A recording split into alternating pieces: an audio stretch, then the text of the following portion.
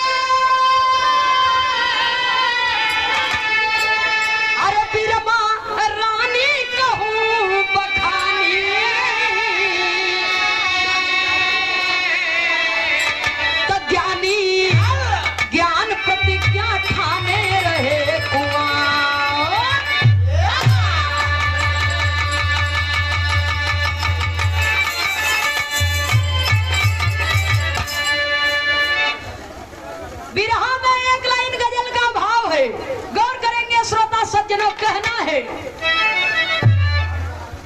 गजल का भाव है मास्टर साहब।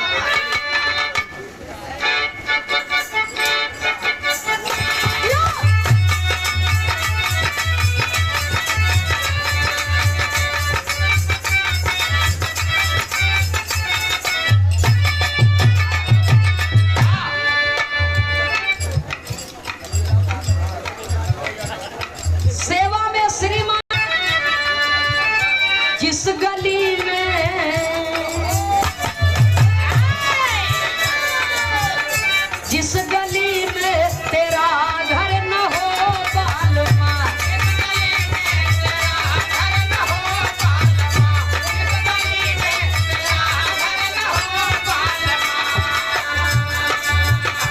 उस गली से गुजरना मुनासिब नहीं।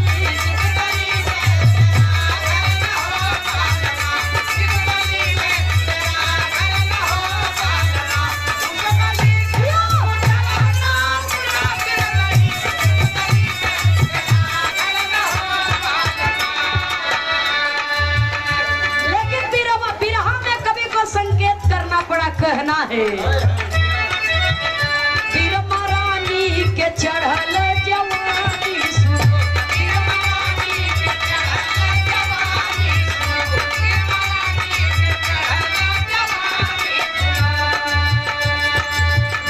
दिल में अपने विचार किया उस घड़ी।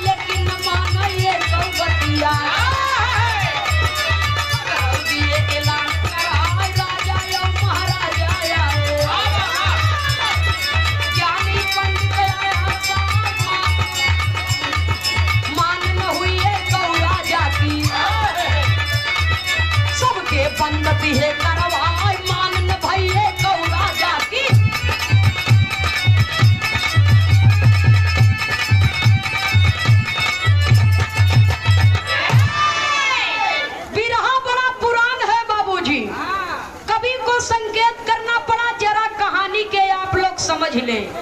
विजयगढ़ के राजा विजय सिंह के बिटिया राजकुमारी बिरमा बाल्य अवस्था को क्रॉस किया, जवानी के दहलीज पर कदम रखे और इतनी सुंदर इतनी सुंदर इतनी सुंदर, अरे बोले तो जना फूल झरई हो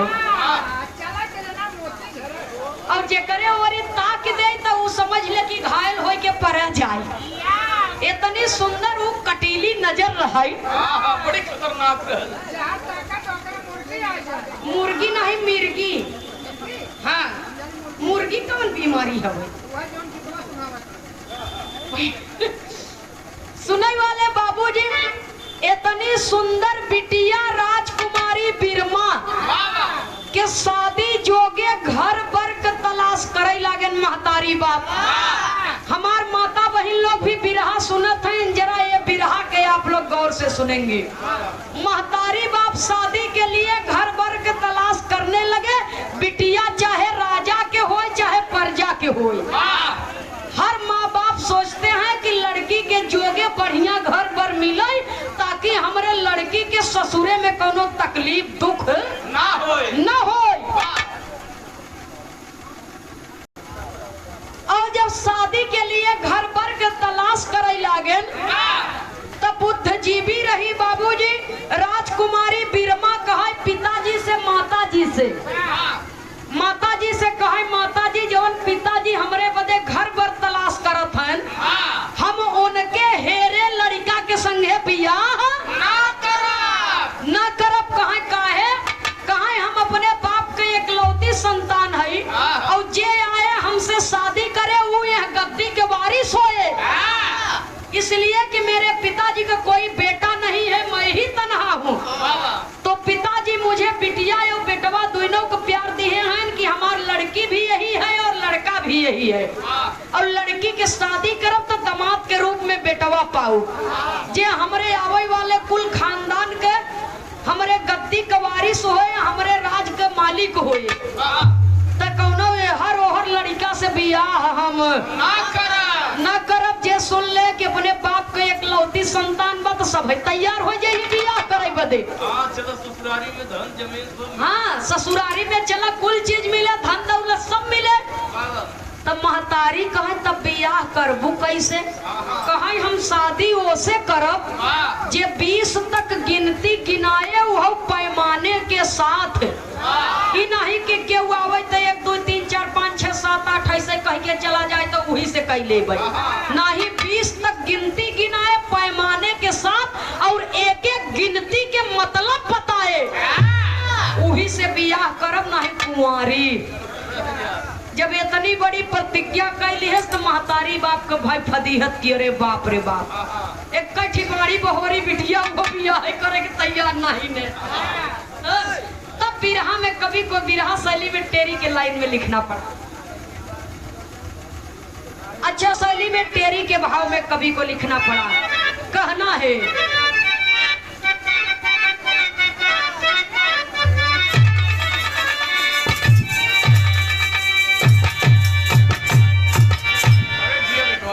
अरे राम कमरिया कांधे डारे बनहा, तो एक दिन करण गड़रिया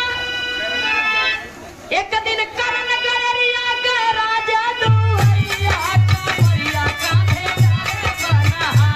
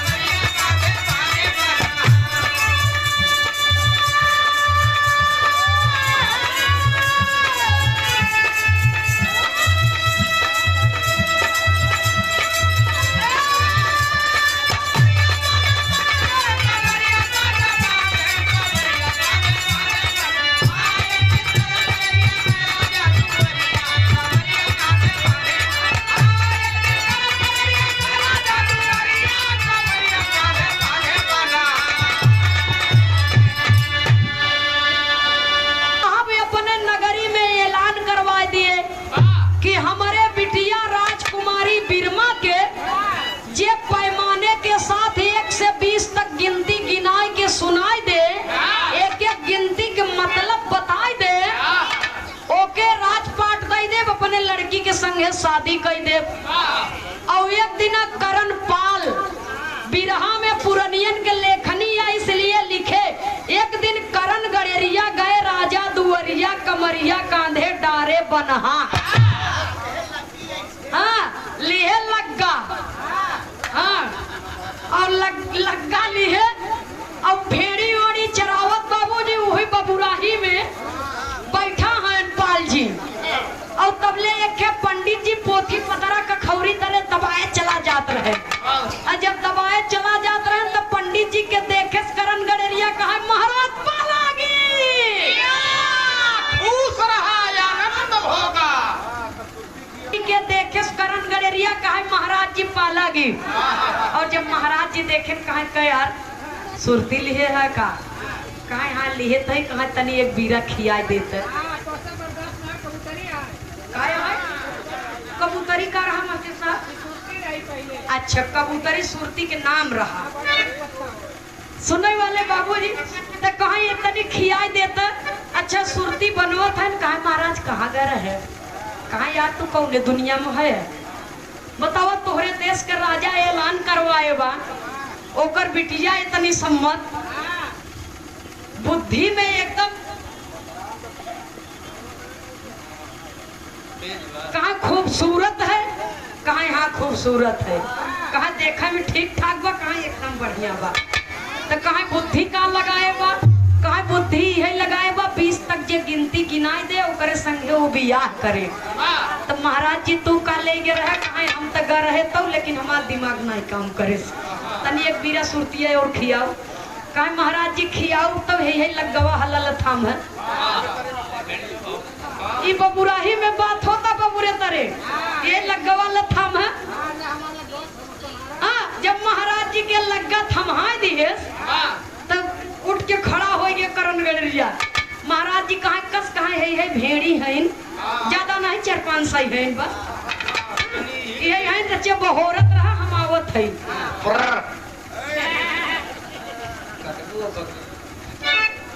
कहाँ जाते हैं यार कहाँ वही नमन है तो कहना है बाबूजी। अरे करण गड़ेरिया एक दिन देखा,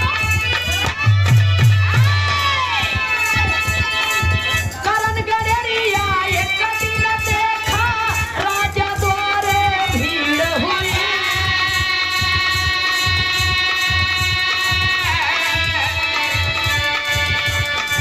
खास चला देखा ही पुरनियन के लेखनी रही पहले गाँव तक कहरा बंदिश से पूरा का पूरा बिरहाई गाँव। खास चला जंगल के आगे कमरी कांधे रीढ़ हुई।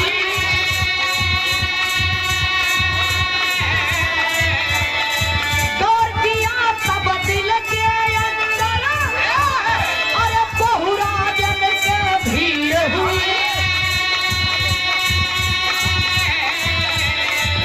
अरे घायल कितने पड़े बात से, घायल कितने पड़े बात से खबरानी से चीड़ हुई। घायल कितने पड़े बात से खबरानी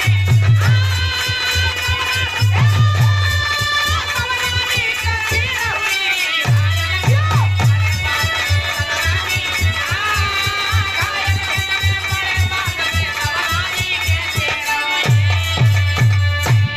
और अंगीकार 20 तक माना रानी कहाँ बता के जाना। और ना ही बचे जिंदगी हो जाए खाए करिया कमरिया कांधे डाले बना। बड़े बड़े राजा महाराजा एकदम मोछ पर ताल दी है बढ़िया। हाथी घोड़ा सब ऐसा लाइन लगी बा। बड़े बड़े ज्ञानी बड़े बड़े विद्वान ले पोथी पतरा दबाए बड़े बड़े राजा महाराजा तलवार म्यान में खोसे और एकदम गर्दन टाइट की है। राजा के दरबार में लाइन लगाए हैं और राजा के दरबार में लाइन लगाए हैं। पहल की शर्त जे जवाब दे दे ओकर संगे बियाह करब। दूसर की शर्त जे झूठे गाल बजाए ओके कैद खाना में डाल दिया जाए। सुनने वाले वाले बाबूजी, बड़े बड़े राजा महाराजा ज्ञानी विद्वान सब जुटा है वह दरबार में। और कजनी कितने तो शर्म से पानी पानी गर्दन झुकाए खड़े हैं बाबूजी। और कजनी कितनन के सजा दे दी ही गई बा कि ये झूठा ही आए रहे, लालच दिखावे बदे। तो इसलिए इन लोगों को उम्र कैद की सजा दी जाएगी।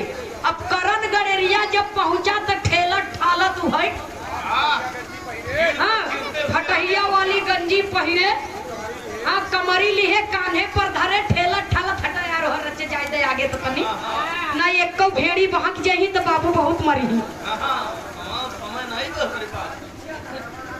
सुने वाले बाबूजी सबके ठेलत ठालत पहुंचा, जवन वीआईपी रहे रचे सेंट उंट मारे रहे।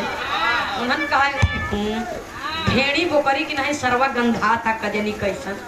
कहा ससुर हरा गाड़ी जिंद बीमार हो जाब तो हमार बोकरिए और भेड़िया तो है काम दे ही। अजीब हिम कितनो टाइट नीनोमा पर भर है। हाँ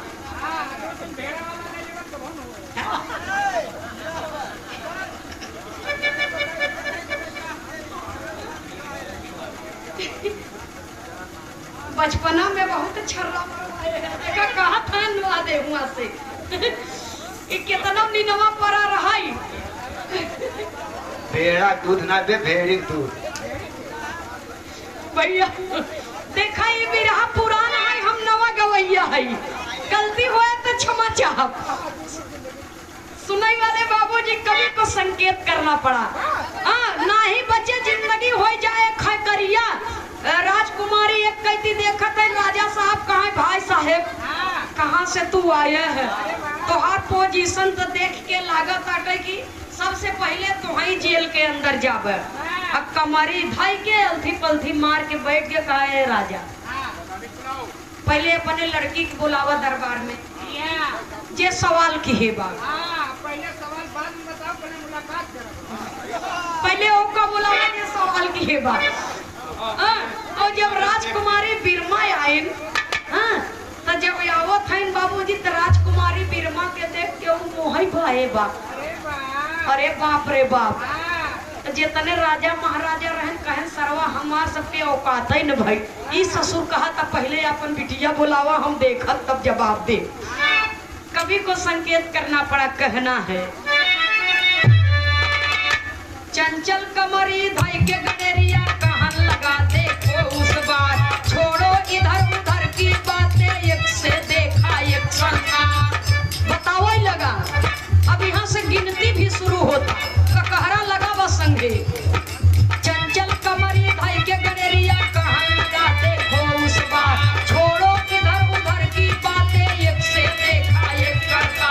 जाहिर तो से दुनो दिन है रानी, दिल में करो विचार, यहाँ से झूठ नहीं तिक्की से तीन लोग देखा संसार।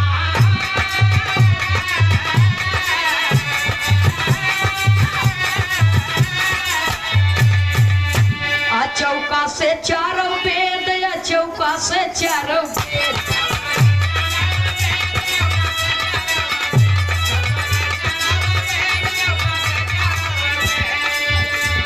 चौका से चारों वेद बराबर सुनिए करके खेद। बचे 5 तत्व जिसमें सूखा बजरिया कमरिया का ढेकाए बना।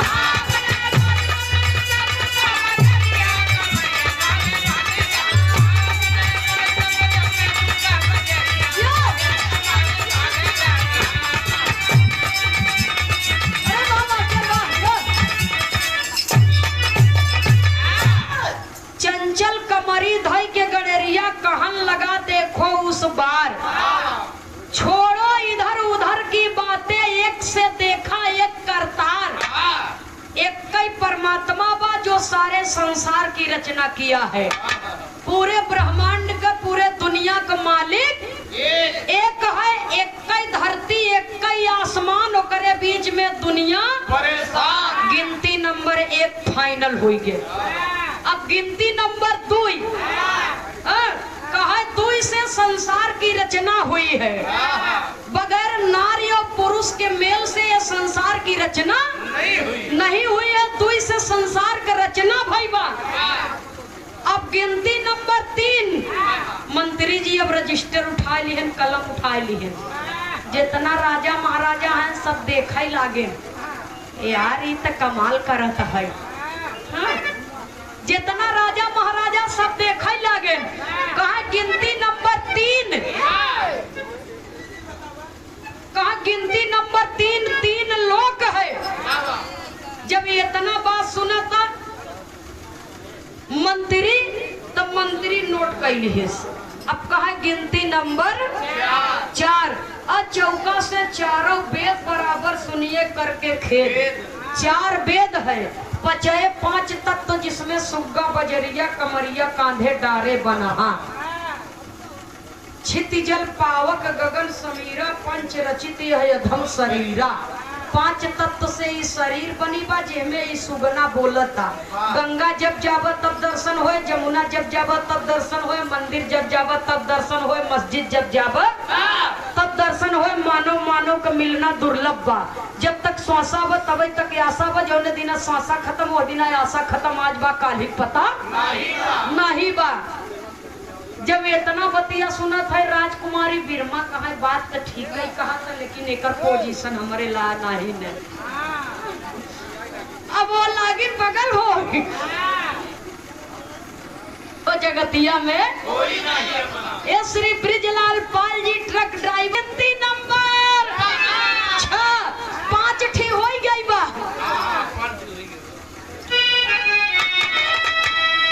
गिनती नंबर 5 तक हो गई। अब 6 नंबर पर अब कलम चला जात बा। जितने विद्वान रहे कहीं अरे बाप रे बाप ही ससुर का जनी कहाँ से आए। हाँ? और सबके ठेल के आगे हो गवा। तब से वही में 2 जने रहन मारे ताव मारा आयन हाथ पकड़ लिए। कहाँ ये बे चल लाइन में, चल पाछे तोरे आगे और जने लाइन लगाए हैं ना। कहा लाइन फाइन नहीं, हमार भेड़ी बहक जाही बाबू माई हमार मरही। पंडित जी के तकाय के आई है भेड़ी हम अपन आए लाइन छोड़ा। इतना देरी लाइन लगाए का करत है सब जन के। सुनाई वाले बाबूजी कहत का बात। हम एक लाइन तर्ज लगी मास्टर साहब। यहाँ पे हमारे इलाहाबाद प्रयागराज का खाटी तर्ज है, तन बढ़िया से बता के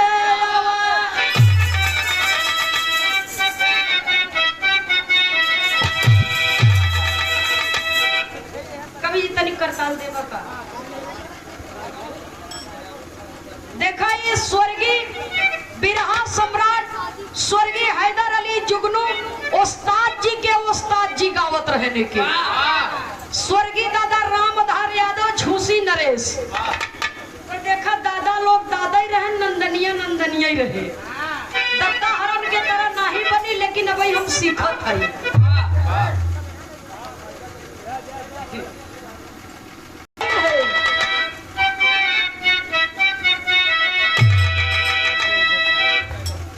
अरे राम झकोरा मारे झूलनी, ए बिरहा सुनई वाले बाबू झकोरा मारे झूलनी। ओ है साड़ी लहरा हो झकोरा मारे झूलनी।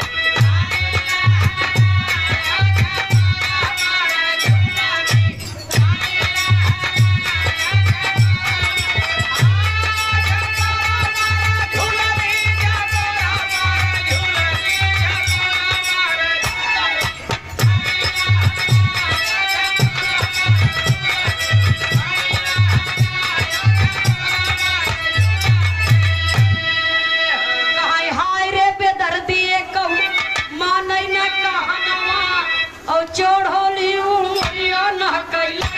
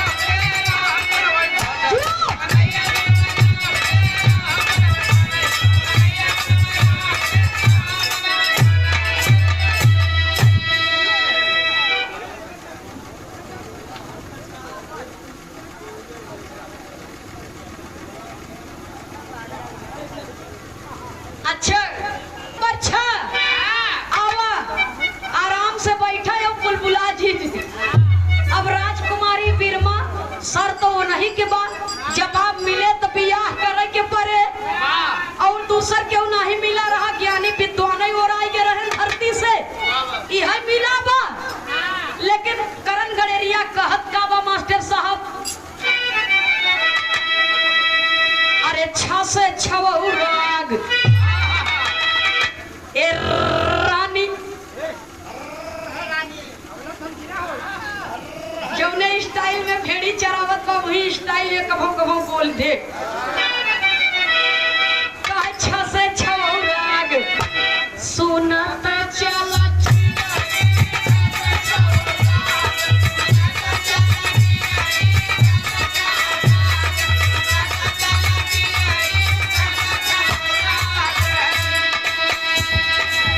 के सत्ता सात दीप देखा जग जानी।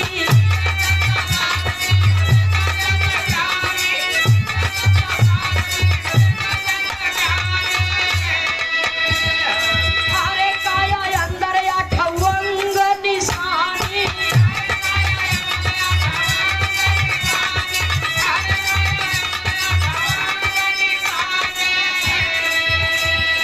दसे डावर नवय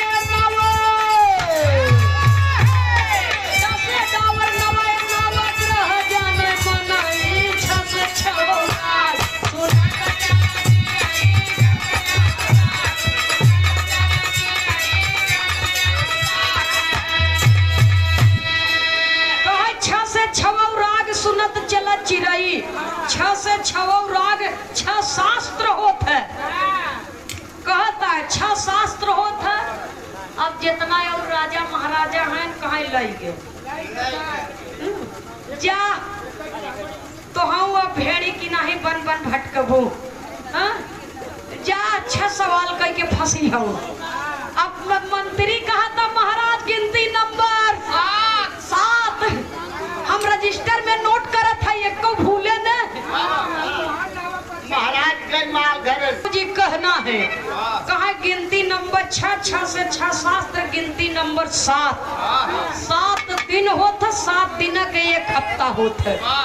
और गिनती नंबर 8 पहर भगवान के गुणगान होता रहता है। और गिनती नंबर 9 ठीक ग्रह होता।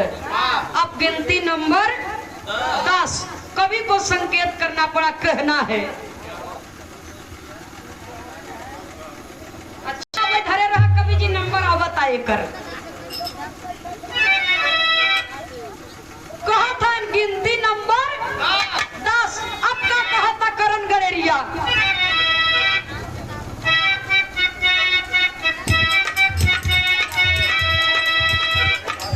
से ढेर कहाँ तक गाँव 10 कम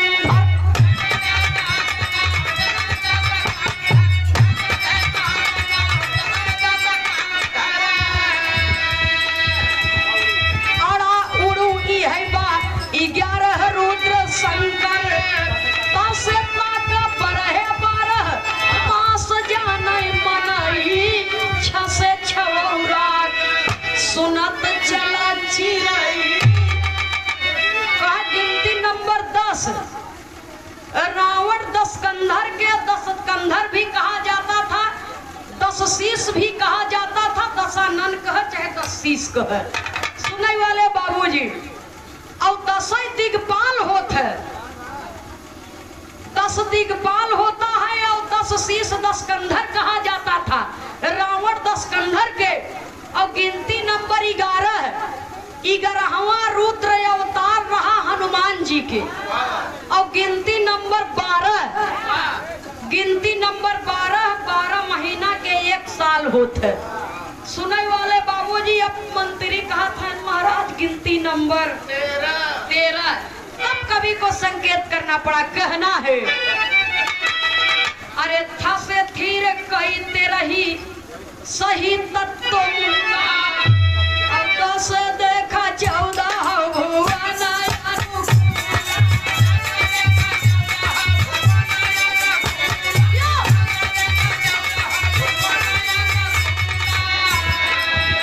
ध्यान 15 दिन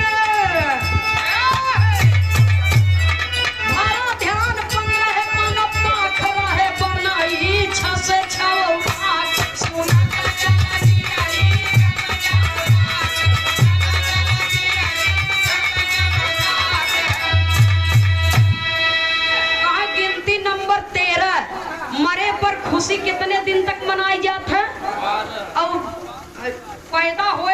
खुशी कितने दिन तक मनाई जात है? 12। और मरे पर गम कितने दिन तक मनाई जात है?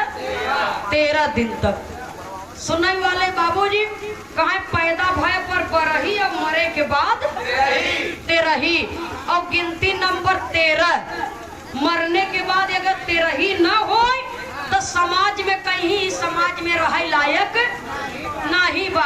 और कुछ समाज के जननायक ऐसा है कि 13ही बंद करावत है ने तनी सम्मत। 13ही बंद कराए का पौभर बंद करावे के बाद घुसखोरी बंद करावा। दहेज के कारण लड़की मारी जात है संसार में, दहेजा दहेज बंद करावा। 13ही एक अच्छी चीज है, समाज को जोड़ने का काम है, तोड़ने का काम नहीं है। अन्नदान करना सबके बस की बात नहीं है। इसलिए गिनती नंबर 14 भुवन होता है। गिनती नंबर 15 दिन के एक पाख होता है। 15 दिन निहारा, 15 दिन उजरारा। अब गाने की आखिरी लाइन पे कभी लिखत है, न मैं कहूँ जरा बेकार, सुना 16 से 16 सिंगार। 17 होला जग में भरिया कमरिया कांधे। और गिनती नंबर 16 सिंगार के बगैर सिंगार अधूरा है। जब तक 16 सिंगार नहीं होते तब तक सिंगार पूरा नहीं होते। इसलिए कवि को संकेत करना पड़ा। कुल सिंगार कैल 16वां अगर मांग में सिंदूर न पड़े तो सिंगार बेकार है।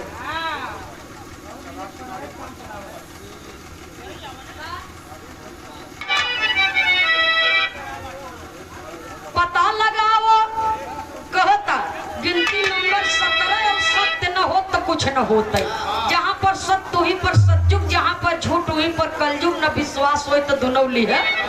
रचनिया सारी सत्ता से भई, सत्ता यह निराला आला भजनिया रचनिया सारी सत्ता से भई। गिनती नंबर 18 कहता पता लगाओ 18वां में 18 पुराण सुनो।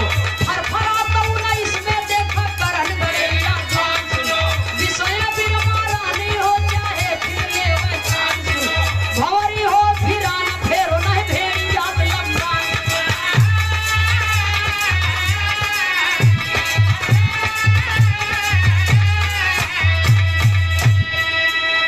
कहे पता लगाओ 18वां में 18 पुराण सुनो। गिनती नंबर 18 पुराण होता है। फरफरा 19 में देखो करण गड़ेरिया जान सुनो।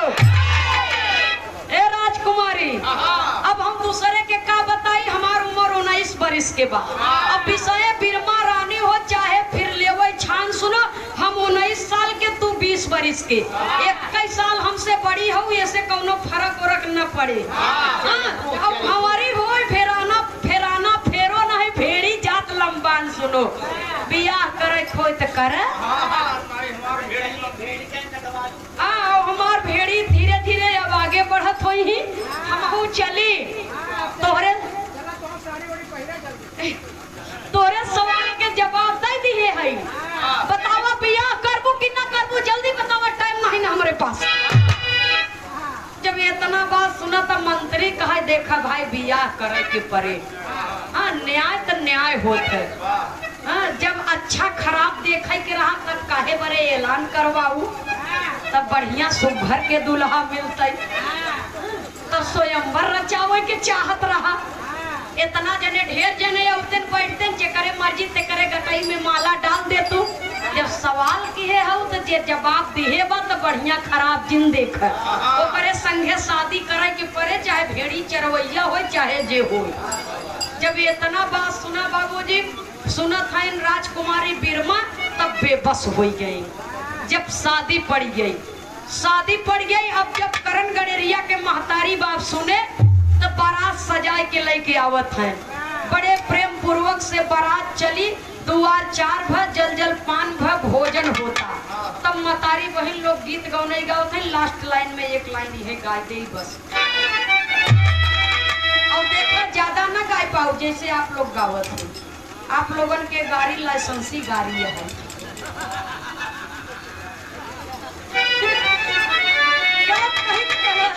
हम भी रहिया है, लेकिन आप लोगन के गाड़ी लाइसेंसी गाड़ी है।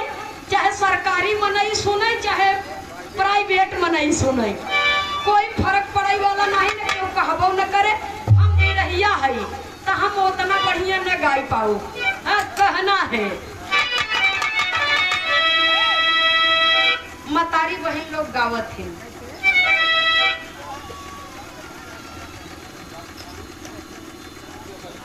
अच्छा, श्याम तूफानी जी देवकली से, श्याम तूफानी देवकली से सादर 21 रुपया पुरस्कार संविधान के भगवान, संविधान के रचयिता डॉक्टर B.R. अम्बेडकर साहब के गीत की फरमाइश है।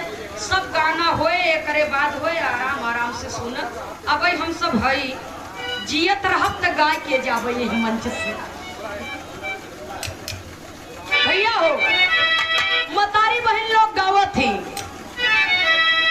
चला देखी आई, चला देखी आई काशी में बारादारी। चला देखी आई, चला देखी आई काशी में बारादारी। चला देखी आई, चला देखी आई काशी में बारादारी। ये नाम ढेर बाए हमन।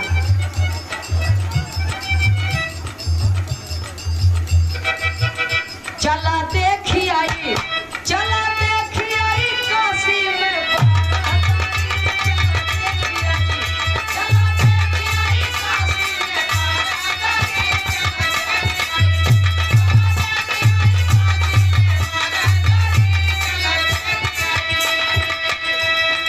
उर्मिला सुशीला बड़ी है रसीली,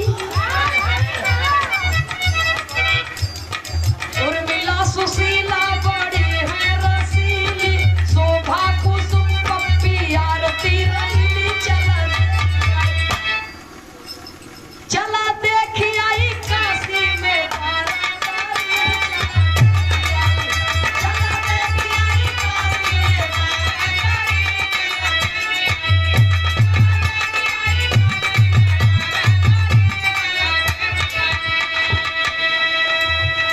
एक गाड़ी पर श्रीमान लाल बहादुर पाल ट्रक ड्राइवर और ब्रिजलाल पाल जी ट्रक ड्राइवर भदवा सैदाबाद सादर लेके दोहराऊ ना हम, लेकिन आगे बढ़त है, लिस्ट बहुत लंबी बा, इसलिए देखा क्यों जने ऋषियाऊ जी बियाह शादी हो गए, 13 बरही हो गए, वही में हती पति सब जुटत है। क्यों केहू के भौजाई है, क्यों केहू के ननद है, तो सोचत है कि यही में कुछ कहीं कहवाई ले। का करे रोज रोज कोनो काज परोजन करे तो का करे रोज रोज सब जुटी, तो का करे हंसी मजाक का मौका आए तो यह बदे खराब जिन मानो। और जेके उल्टा पड़े उन नेक ने छुते के दोहरवाई ले, फेरवाई ले, नाम फेर के भी गाय दे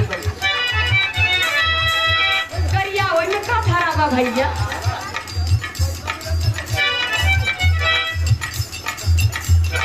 करिश्मा ने दुल्ही तब, करिश्मा ने दुल्ही पर ही रसदार। ये कुल नाम है भैया। करिश्मा ने दुल्ही पर ही रसदार। राजेश के मौसी बड़ी है रंगदार।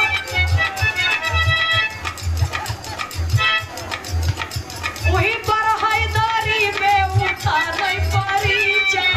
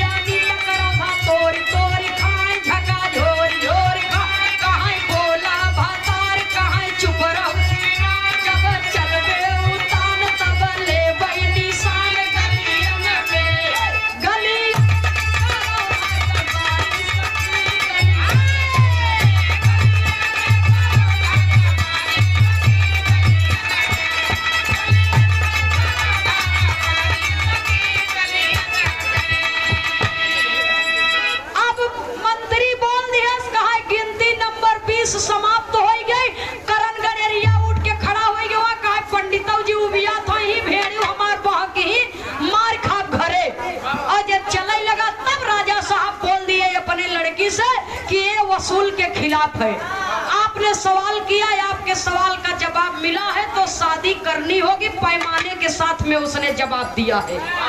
तब कवि को संकेत करना पड़ा, कहना है बड़े प्रेम पूर्वक से शादी संपन्न हुई और आधार शादी संपन्न हो गई। जब राजपाट के मालिक बनवाई लागे राजा साहब, तो कहे जब तक आप जीवित रहेंगे तब तक आप ही राजा रहेंगे और आपके मरने के बाद मैं राजगद्दी पर बैठूंगा। आप मेरे पिता, मैं आपका पुत्र। ए बरे की बिटिया के बियाह करत है तो दामाद के रूप में बेटवा पावे के चाहत रखत है इंसान, और जब बेटे की शादी करता है तो बहू के रूप में बेटी पाने का चाहत रखता है। तो इसलिए जब तक आप रहेंगे तब तक आप ही इस राजगद्दी पर बैठे रहेंगे। और बिरमा रानी से बड़े प्रेम पूर्वक से शादी संपन्न करके अपने घर की ओर चले। कहना है अरे सीता राम हित बेघर का, ऐसे कही के गड़ेरिया सरकार, अरे राम कमरिया कांधे डारे बना। बाल समाज के वो लड़का कमाल कहिए बाबूजी, भेड़ी के चरवैया, लेकिन जवाब दी है से ऐसा जवन जवन तमाचा पड़ा विद्वानन के मोहे पर। अरे राम कमरिया कांधे